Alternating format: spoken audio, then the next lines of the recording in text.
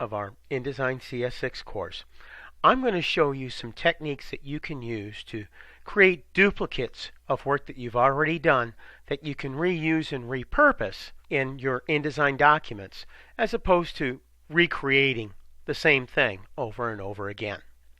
Now, in the previous unit of our InDesign course, we finished up the front of our trifold brochure. Let's go work on the inside. I'm going to go get our Pages panel, and I'm going to double-click on Page 2. Remember, double-clicking ensures that you'll see this blue field highlighted as well as the number highlighted, and that both of those together indicate that we're actually on Page 2 of our InDesign document. We can also confirm that with the number that sits all the way over here to the lower left-hand corner of our document window. I'm going to create a color field that we're going to use for a background to define each of the three panels we have here to talk about three different types of software courses that Total Training offers to people like you, our students. I'm going to get my rectangle tool, and I'm going to move to the center panel right here. I'm going to go to the very edge of the bleed area and the guide that divides the first and second panels.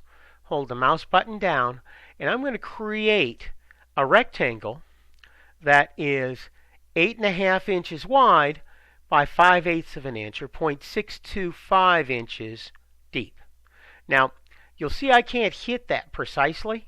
As I drag that up, I go to 6.2. I go to 6.425. For some reason, I can't hit precisely that 6.2 number. So I'm going to get close. And what I'm going to do is I'm going to change this from the top. Now remember, we rotated this page to change the orientation that we see. So what is actually the top of the page in landscape view will be referred to as the left reference point, as we're looking at this as the vertical view on our screen. So I'm going to click on that, and what I'm going to do is from this spot I'm going to change the height of this from 0.62 to 0.625, and that will make it exactly 5/8 of an inch, in this case deep, as we're working with it. Now we use that Pantone deep blue for all of our collaterals for our Total Training courses. So what I'm going to do is I'm going to take this and I'm going to change the fill of this rectangle from none to Pantone 288. I'm going to take the stroke and I'm going to change that from black to none. So I now have a solid deep blue rectangle all the way around this area. I've created one of them exactly the way I want it. So I'm going to create a second one now, but not from scratch. I'm going to place my cursor in this blue field, hold the mouse button down, and start dragging it down. As I drag that down, I'm going to hold down the Option key. And what that does, that creates a copy of this. If you're working on a Windows PC, you'd actually take this and hold down the Alt key to do the same thing I'm doing right here. So by holding down the mouse button and the Option key on the Mac, or the Alt key if you're working on a Windows PC, this actually allows me to drag this down, okay, and create a copy of the original element. I'm going to release the mouse button, and there's my second blue field. Now to do this just one more time to show how it works, I'm going to go to this bottom field that I have selected. I'm going to hold the mouse button down, and then I'm going to hold down the Option key. If you're working on a Windows PC, you want to grab that Alt key. And I'm going to drag this up to the top. But this time I'm going to hold the Shift key. As I hold the Shift key, I can only drag this horizontally, like so, vertically, like so, or if it can't figure out which one of those, I can bring it out at exactly diagonal 45-degree angles. But in this case, I actually want to bring that up vertically. So I'm going to hold the Shift key down and the Option key, and I'm going to drag this all the way up to the top of my trim area, just like so. Release the mouse button, and there's my third color field, one defining each one of these three separate panels. Now for the top one, I want to allow a bleed area, so I'm actually going to alter that by going to this top center anchor point, holding the mouse button down, and actually dragging that up a little bit higher to the very edge of my bleed box. So that's one way I can take a graphic element that I've built and I can duplicate it so I don't have to keep recreating it. I can hold down the Option or Alt key, depending if I'm on the Mac or the PC, and drag with the mouse button, and it will create a copy of whatever the original element was that I'm moving. I'm going to show you another way we can work with that, but first I've got to place something. So I'm going to go Command D to select the File Place menu command, Control D if you're on a Windows PC. And what I'm going to do is I'm going to go down to the bottom of these files that we have selected, and I'm going to select the Total Training Icon Character Reverse.eps file. As I double click on this, what that's going to do is it's going to allow me to place that little logo. Now you can't see it right here because it's a white graphic on a white background. So I'm going to take this and I'm going to move it over into this blue color field at the top. So I'm actually placing this 1/8 of an inch down and 1/8 of an inch in from the upper left-hand corner of the page. And when I release the mouse button, there's my little Total Training logo. Now I'm going to place a second one and a third one right down here, just like so. So what I'm going to do is I'm going to click on this. I'm going to go Edit, Copy, or I could have just used the keyboard shortcut Command-C on the Mac, Control-C on a Windows PC. Then what I'm going to do is I'm going to go Edit, Step and Repeat. The keyboard shortcut for that is Command-Option-U on the Mac, Control-Alt-U if you're working on the Windows PC. So I'm going to click on that.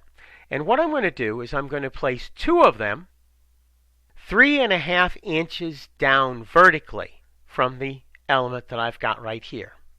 Since my preview box is checked, you'll see that it's placed the second one and the third one exactly where I want those to be. I'm very happy with that. So I'm going to say OK. And as I do, I was able to very quickly place two more copies of this exactly where I wanted it to be. So that's another way that I can take a graphic element that I've put in one place and copy it and place multiple copies of it somewhere else I want them to be in my InDesign document.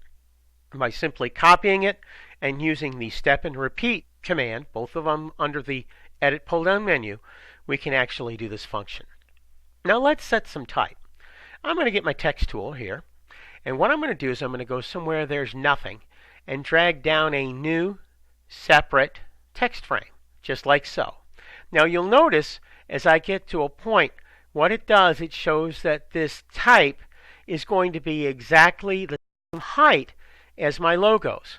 I have the small smart guides that show just to the right of those Total Training logos, and I have another little smart guide that shows to match up here over to the right of the text frame that I'm drawing. So I'm going to let go of the mouse button now, and I'm going to type Adobe Creative Suite because that's the first block of graphic programs I want to emphasize that we offer training for with Total Training.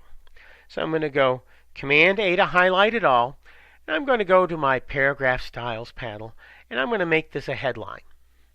So right now, I've applied all of the type attributes that we have to the headline paragraph style. It's Arial, bold italic, 18-point type on 18-point leading. Now that's kind of small to fill in the space that I'd like to work with right here. So what I'm going to do is I'm going to change that type size, and I'm going to make it 30 points. I'm going to change the leading to match. And then I'm going to take this text and I'm going to place it to line up to the right of the top little logo.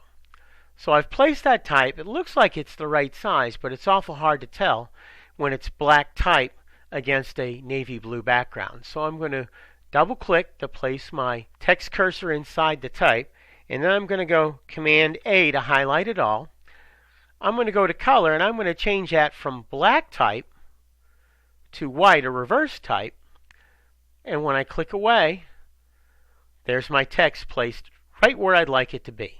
Now in this case, what I want to do, once again, is even though I'm going to have different text, I want it to be placed in the same relationship to what these logos are. So I'm going to click on that. I'm going to go Command C to copy it, since I'm working on a Mac for this chapter of our InDesign course. I'm going to go Command Option U to open the Step and Repeat dialog box. Now it remembered the settings we had before, and those work, it looks like, pretty well for what I want to do here. I can see the second and the third lined up exactly the same way. I can see the vertical offset that we had before, and because the preview box is checked, I can see what I'm going to get. I'm going to say OK, and I'll have all three of these placed with the same relationship to these logos in the top one as it has in the center and the bottom ones. Now the text is not going to say the same thing, but I've at least placed it all. All I need to do now is get my type tool, double click inside this frame. I'm going to go 1, 2, 3 to highlight the entire line, and I'm going to type Apple Software Applications. I'm going to do the same thing down here, triple click. I'll place the cursor and then 1, 2, 3 times to highlight the entire line, and I'm going to put here Microsoft Office Applications. So very quickly what I could do was I could take recurring elements and place them very quickly and very easily working with Adobe InDesign. When I needed to change those, as I did up here to give a little bit of extra space to that color field to go all the way to the bleed box, or as I did right here in the second and third panels to change the type to make it what I want it to read for each of those separate channels, it's very easy for me to alter something that's pretty much set up exactly the way I'd like it to be than it is for us to start all over again from scratch.